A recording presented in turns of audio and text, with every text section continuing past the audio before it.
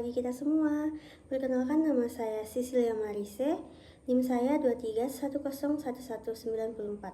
Saya dari PKK 4 semester 4. Hari ini saya akan menjelaskan tentang masuknya agama Katolik Indonesia pada abad ke-16 dan 17.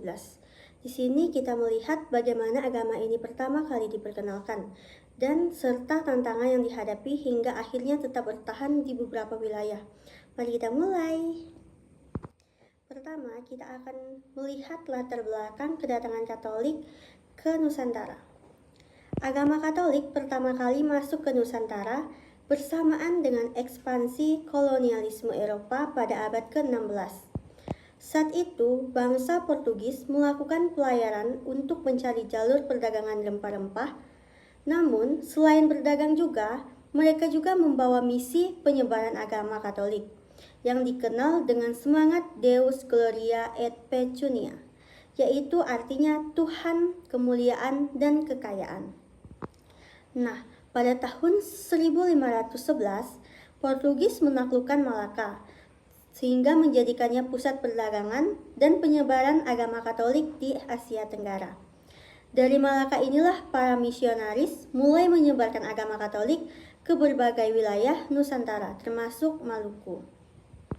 Yang kedua, apa sih misi Katolik di Maluku? Nah, misi Katolik di Maluku yaitu pada tahun 1546 sampai 1547. Yaitu Maluku menjadi wilayah pertama di Nusantara yang menerima ajaran Katolik. Mengapa demikian? Karena Maluku adalah pusat perdagangan Portugis, sehingga mudah dijangkau oleh para misionaris.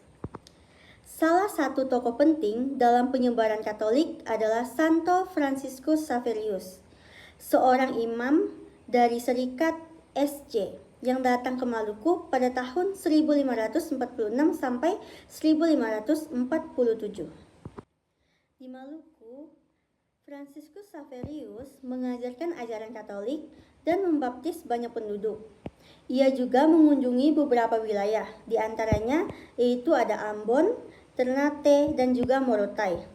Di Ambon, dia mengajarkan agama Katolik dan membaptis penduduk.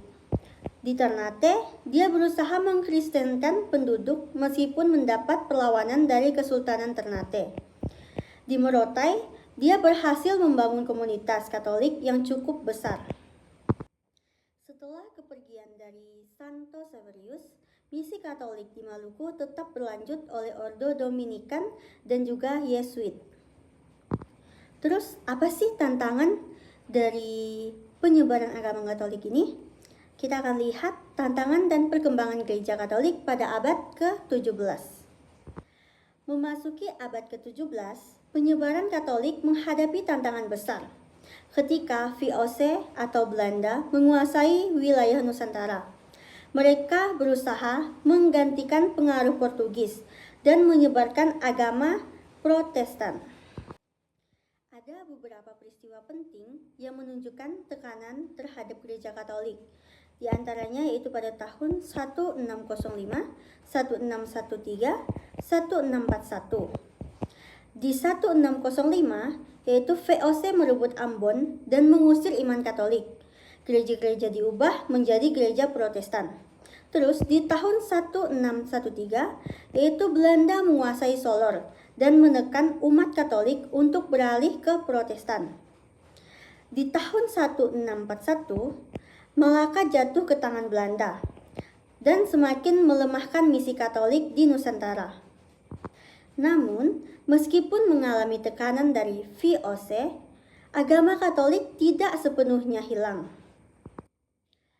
Meskipun VOC melarang dan menekan agama Katolik, beberapa wilayah tetap mempertahankan iman mereka. Di antaranya, yaitu yang pertama adalah Rantuka atau Flores Timur, yaitu di mana komunitas Katolik bertahan dan berkembang berkat perlindungan dari raja-raja lokal. Hingga kini, Larantuka dikenal sebagai pusat Katolik tertua di Indonesia. Yang kedua yaitu Timur dan Sumba. Meskipun mendapat tekanan dari Belanda, umat di Timur dan Sumba tetap setia pada ajaran Katolik. Yang ketiga yaitu Maluku Tenggara. tepatnya di Kepulauan Kei dan Tanimbar. Di sini, umat Katolik terus menjalankan iman mereka dalam kondisi sulit. Di wilayah-wilayah ini, agama Katolik terus berkembang dan menjadi bagian penting dari identitas masyarakat setempat. Nah, setelah kita mendengarkan penjelasan-penjelasan di atas, kita akan memasuki kesimpulannya. Dari perjalanan sejarah ini, kita bisa melihat bahwa masuknya agama Katolik ke Indonesia terjadi pada abad ke-16 melalui misionaris Portugis, terutama di Maluku dan Nusa Tenggara. Namun, ekspansi Belanda yang membawa Protestantisme menyebabkan tekanan besar bagi gereja Katolik. Meskipun demikian, iman Katolik tetap bertahan di beberapa wilayah dan menjadi dasar bagi perkembangan gereja Katolik di Indonesia hingga saat ini. Nah, teman-teman, itulah pemaparan saya tentang masuknya agama Katolik di Indonesia.